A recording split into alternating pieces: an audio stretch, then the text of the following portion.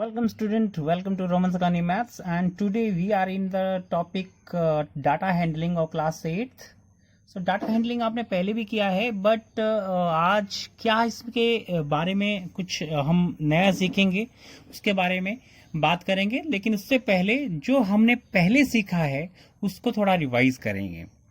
सो data means information, जो information हम कहीं से भी कलेक्ट करते हैं। लाइक अगर जैसे डे टू डे लाइफ में आप देखते हैं, आपकी बुक में आपके सामने रखी है, तो आप देखेंगे कि उसमें कई चीज़ ऐसी दी हैं जो कि आप सीधा एक्सरसाइज पे चले जाते हैं कि आप उसको पढ़ते नहीं हैं।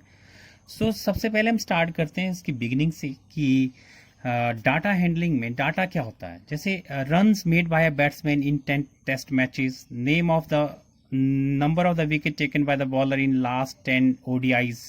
ओडीआईज मतलब वन डे इंटरनेशनल जो होते हैं। Marks scored by the student of your class in mathematics in unit test, the number of story books read by each of your friend, etc.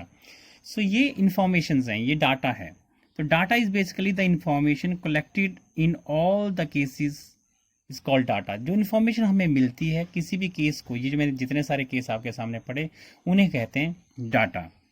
So data को हम फिर graphically दिखाते हैं। So last पिछली class में आपने देखा था कि आप एक पिक्टोग्राफ एक आपने स्टडी किया था।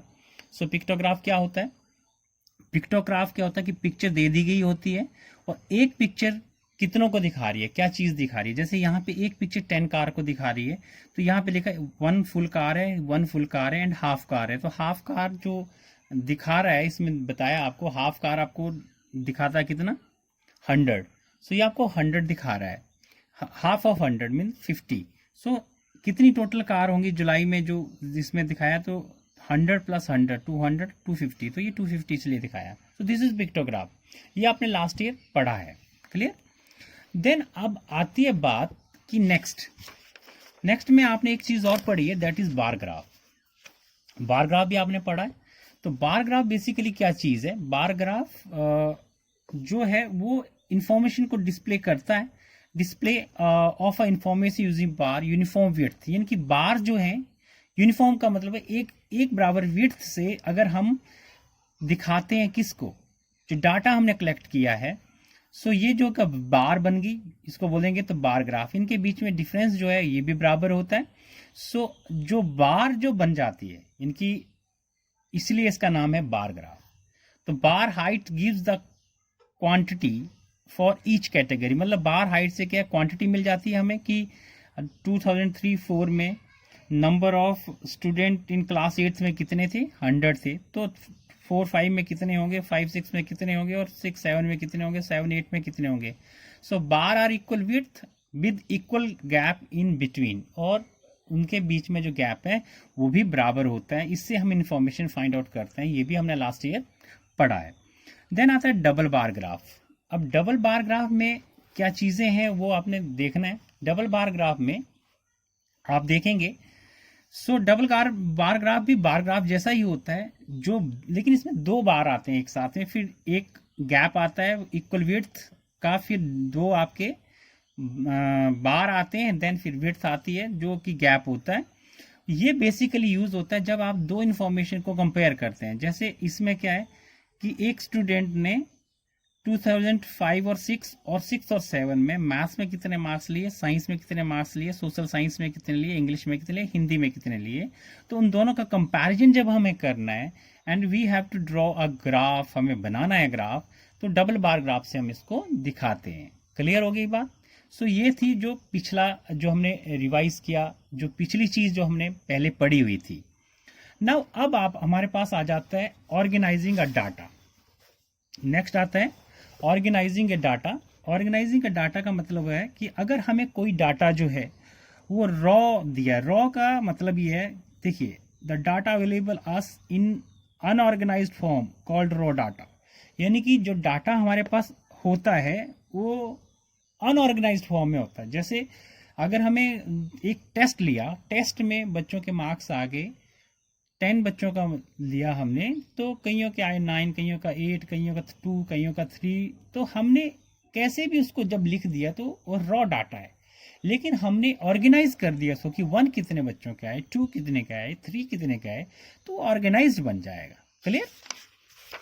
जैसे अब हम क्या करते हैं, जैसे अगर हमने देखा यहाँ पे, जैसे एक सिंपल सा क्वेश्चन था कि अगर एक बच्चा जब आर्ट में टैली मार्क क्या होता है, टैली मार्क भी हमने लास्ट ईयर पढ़े थे, और number of student. Tally mark का मतलब होता है कि 8 सब्जेक्ट, मैथ्स और साइंस इंग्लिश, ये 4 सब्जेक्ट आपको दे रखे हैं, और 8 कितने बच्चे पढ़ रहे हैं, साइंस कितने बच्चे, मैथ्स कितने पढ़ रहे हैं, साइंस कितने पढ़ रहे हैं, इंग्लिश कितने पढ़ रहे हैं।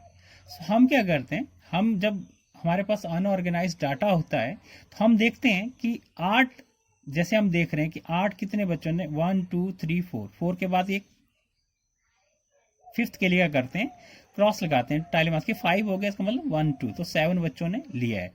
कहाँ से? जो हमें डाटा दिया हुआ होता है।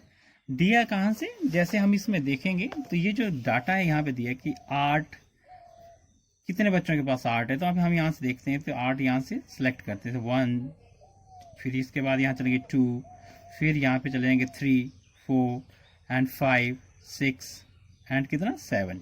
सो हम क्या करते हैं, पहले उसको टैली मार्क में भरते रहते हैं। टैली मार्क में भरने के बाद फिर क्या करते हैं, हम इसको आगे जो नंबर ऑफ स्टूडेंट हम लिख देते हैं, और this is called frequency. Frequency का मतलब है कि frequency gives the number of times that a particular entry occurs, कि एक चीज कितनी बार आ रही है, उसी को हम फ्रीक्वेंसी कहते हैं। क्या कहते हैं उसको? फ्रीक्वेंसी कहते हैं। क्लियर? बात समझ आ गई? देन हमारे पास आता है ग्रुपिंग ऑफ द डाटा। क्या आता है? ग्रुपिंग ऑफ द डाटा, यानी कि हमारे को कोई भी डाटा जो है वो ऐसा दे रखा है, इस वे में दे रखा है 21 30। ये क्या है, इसमें एग्जांपल दिया कि ये 50 स्टूडेंट के 60 स्टूडेंट्स के मार्क्स हैं आउट ऑफ 50 मैथमेटिक्स में, तो बच्चों ने इतने मार्क्स लिए। सो हमें क्या हो जाएगा कि जब हम इतने बड़े यूज डाटा को जब हम टैली मार्क में लिखेंगे तो हमें क्या हो जाएगा, प्रॉब्लम आएगी, कहीं पे हम कोई डाटा छूट सकता है। सो हम क्या करते हैं कि इसको ग्रुप कर लेते हैं।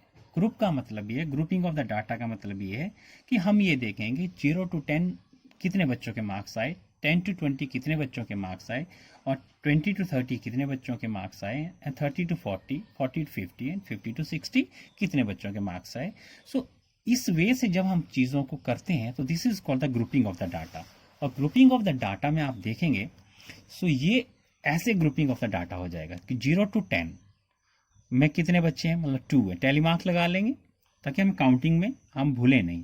क्या जैसे 0 to 10 में जो आएंगे वहाँ पे टैली मार्क हम लगाते रहेंगे। सो यहाँ के 2 है। 10 to 20 में कितने, 5 और 5 कितने हो गए, 10। 20 to 30 में कितने हो गए, 5 5 5 5, 20 और 21। 30 to 40 में 5 5 5, 15 और 4 19। 40 to 50 में 5 और 2 7, और 50 to 60 में कितने हो गए, 1। तो टोटल कितने हो गए, 60। तो 60 बच्चे। फिर फ्रीक्वेंसी का मतलब होता है कि नंबर ऑफ स्टूडेंट कितने आ रहे हैं, इस ग्रुप में कितने आ रहे हैं, और टोटल उनका 60। टोटल नंबर ऑफ स्टूडेंट हमारे पास कितने हैं, 60 हैं। तो ऐसे जब हम इसको ऑर्गेनाइज करते हैं, सो ये हो जाता है आपका group data. The data presented in a manner is said to be grouped and the distribution obtained is called grouped frequency distribution, यानी कि grouped frequency distribution इसको बोलते हैं। और जो डाटा ऐसे बन जाता है this is called grouped data. Clear? अब क्या होता है इसमें, एक चीज और आपने ध्यान में रखने वाली बात है कि जो 0 to 10, 10 to 20 और 20 to 30 जो ये हमने बनाया, ये जो इसके कहते हैं हम क्लास इंटरवल। क्या कहेंगे हम? क्लास इंटरवल कहेंगे। और जो पहले आएगा, यानी कि अगर हम देखते हैं कि ये जो 0 to 10 है, तो 0 है this is called the lower limit, and इसी कहेंगे हम हायर लिमिट। ठीक है? और जो इन दोनों के बीच में गैप है, यानी 10 to 20, किसी को भी ले लो आप, 10 to 20, 20 to 30, इनके बीच में जो गैप है इसे कहेंगे हम विड्थ और साइज। क्या कहेंगे? विड्थ और साइज। ठीक है? बात समझा गई? जिन दोनों का डिफरेंस है this is called the width और साइज ऑफ द क्लास भी बोल सकते हैं। और ये अपर लिमिट जो आपके राइट साइड में जो दिख रही है नीचे तक, this is called the upper limit and this is called the lower limit. Clear है? और इन दोनों के जो डिफरेंस है दैट इज कॉल्ड विड्थ। बात समझ आ गई आपको? देन फिर हमारे पास एक चीज और आती है कि जो ग्राफ है अभी हमारे पास वो कुछ इस प्रकार का ग्राफ भी आता है। सो ये जो बार जिसमें अब आप देख रहे थे, मैंने आपको बार ग्राफ दिखाया, उसके बाद मैंने आपको कौन सा दिखाया, उसके बाद मैंने पिक्टोग्राफ दिखाया, बार ग्राफ दिखाया एंड डबल बार ग्राफ दिखाया। अब ये बार ग्राफ आप यहाँ भी देख रहे हैं, लेकिन इनके बीच में कोई गैप नहीं है, ठीक है। सो जो इस प्रकार से जो ग्राफिकल रिप्रेजेंटेशन इस मैनर से दिखाते हैं, ऐसे जो दिखाई जाती है, दिस इज कॉल्ड हिस्टोग्राम। इसमें हिस्टोग्राम में क्या होता है, इसमें रेगुलर आपकी जो क्लास है, जो आपके बार है, वो रेगुलर होते हैं, जैसे 20, 25, 25 to 30, 30 to 35, 35 to 40, 40 to 45 and 45 to 50। जो हमने अभी आपको ग्रुप्ड डाटा दिखाया, अगर उसको हमने हिस्टोग्राम में शो करना है तो वो इस प्रकार से आएगा। तो जो रेगुलर मैनर से जब बीच में कोई गैप ना हो, तो उस वैसा जो बार के साथ हम उसको दिखाएं, दिस इज कॉल्ड हिस्टोग्राम। क्या बोलेंगे इसको? हिस्टोग्राम, ठीक है। देन अब आता है कि ये चीज क्या है, जो ये यहां से जिगजैग जो आपको बनाया है, द जगल्ड लाइन और the broken line has been used along the horizontal line to indicate that we are not showing the number between 0 to 20। यानी कि हम इसमें ये शो कर रहे हैं कि जो नंबर है हमारा 0 to 20, हमारे पास कोई नंबर नहीं है। अगर 0 से ये स्टार्ट होता तो हम ये नहीं दिखाते, ठीक है। और इसे कहते हैं हम किंक। क्या बोलते हैं इसको? इसे कहते हैं हम किंक। तो किंक तब देते हैं जब कोई नंबर हम 0 से नहीं दिखा रहे होते हैं, तो उस केस में हमें किंक देना है। और ये जो रेगुलर बार जिसमें आएंगे, दैट इज कॉल्ड हिस्टोग्राम, ठीक है। और ये हम ग्रुप डाटा में बनाते हैं। क्लियर? आई थिंक यहां तक क्लियर हो गया होगा आपको। देन हमारे पास आती है, फिर हम चलते हैं एक्सरसाइज की तरफ।